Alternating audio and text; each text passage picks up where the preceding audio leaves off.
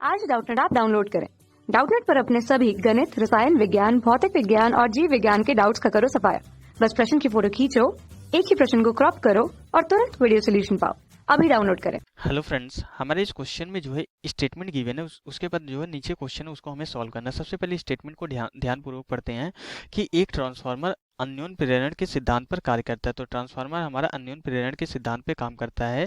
तो इसमें क्या होता है कि हमारा जो है प्राथमिक साइड और द्वितीयक साइड होती है, जिसमें हम निवेशी सिग्नल को ट्रांसफर करते हैं और प्राथमिक कुंडली पर लगाया जाता है तथा निर्गत सिग्नल हम द्वितीयक कुंडली पे प्राप्त कर लिया जाता है।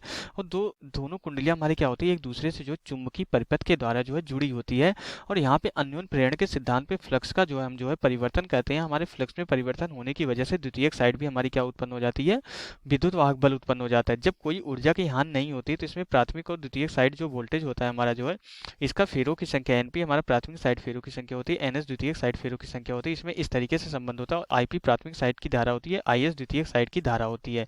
ओके, तो ये हमारे रिलेशन होता है अगर कोई ऊर्जा में हानि नहीं हो रही है। और ट्रांसफार्मर की जो दक्षता होती है हमारी जो है नीटा इक्वल टू पी निर्गत डिवाइडेड बाई पी निवेशी होता है।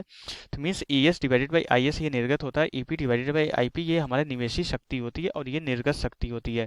अब क्वेश्चन क्या बोल रहा है, एक ट्रांसफार्मर जिसका अनुपात 20 है, अनुपात मीन्स यहाँ पे जो है फेरों की संख्या का अनुपात 20 गिवन है कि प्राथमिक कुंडली से जो है 10 वोल्ट की बैटरी से जुड़ी हुई है।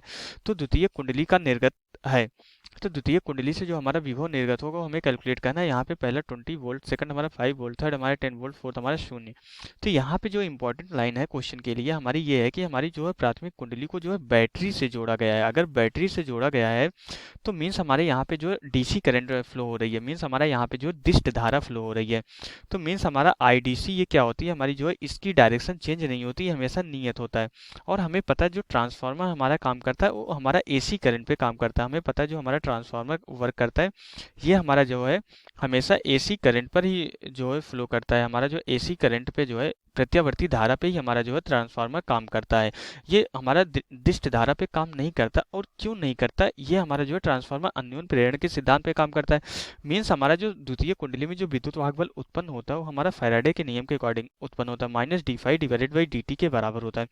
मीन्स अगर हमारा चुंबकीय फ्लक्स में परिवर्तन होगा तो ही हमारे द्वितीय साइड जो है हमारा जो है विद्युत वाहक बल उत्पन्न होगा। और जब हमारे दिष्ट धारा होती है तो हमारे चुंबकीय फ्लक्स में परिवर्तन नहीं होता। क्यों नहीं होता, क्योंकि हमें पता है जो फाई होता है हमारा फाई इक्वल टू हमारा vector B dot vector A के बराबर होता है। ओके, फाई हमारा क्या होता है, vector B dot vector A के बराबर होता है। तो मीन्स फाई इक्वल टू हमारा क्या होता है, यहाँ पे बी ए कॉस थीटा के बराबर होता है। तो जब हमारा दिष्ट धारा होती है तो आईडीसी के केस में जो हमारा जो है जो हमारा चुंबकीय क्षेत्र का परिमाण होता है ये हमारा क्या हो जाता है, चुंबकीय क्षेत्र का परिमाण हमारा जो है नियत हो जाता है। क्षेत्रफल तो हमारा जो है कुंडली का चेंज नहीं हो रहा है, ये भी नियत है। और दोनों के बीच में हमारा एंगल भी चेंज नहीं हो रहा है, मीन्स हमारा थीटा भी नियत है। तो इसकी वजह से क्या हो जाता है, हमारा जो फ्लक्स हो जाता है, हमारा चुंबकीय फ्लक्स भी हमारा क्या हो जाता है, ये भी नियत हो जाता है। अगर चुंबकीय फ्लक्स हमारा नियत हो जाता है तो हमारा डी5 डिवाइडेड बाई डी टी हमारा क्या हो जाता है, शून्य हो जाता है। किसी भी नियत राशि का अवकलन हमारा शून्य होता है। अब अगर डी5 डिवाइडेड बाई डी टी शून्य हो जाता है तो फैराडे के नियम के अकॉर्डिंग हमारा विद्युत वाहक बल भी हमारा क्या हो जाता है, शून्य हो जाता है।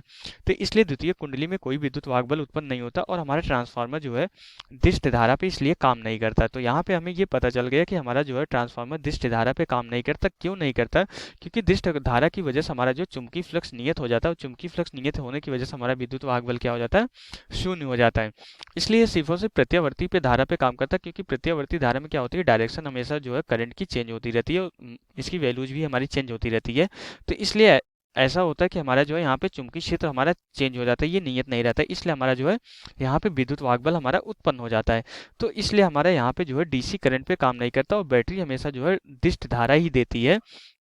इसलिए यहाँ पे हमारा जो है सेकेंडरी कुंडली में जो हमारा द्वितीय कुंडली में हमारा जो विद्युत वाहक बल हो जाएगा कितना हो जाएगा, शून्य हो जाएगा, क्योंकि यहाँ पे अन्योन प्रेरण नहीं हो पाएगा। तो इसलिए हमारा यहाँ पे जो है फोर्थ ऑप्शन हमारा राइट ऑप्शन हो जाएगा। तो यहाँ से हमारा क्वेश्चन कंप्लीट हो जाता है। Okay, thank you. कक्षा 6वीं से 12वीं से लेकर नीट, IIT, JEE वो एडवांस के लेवल तक 1 करोड़ से ज्यादा छात्रों का भरोसा।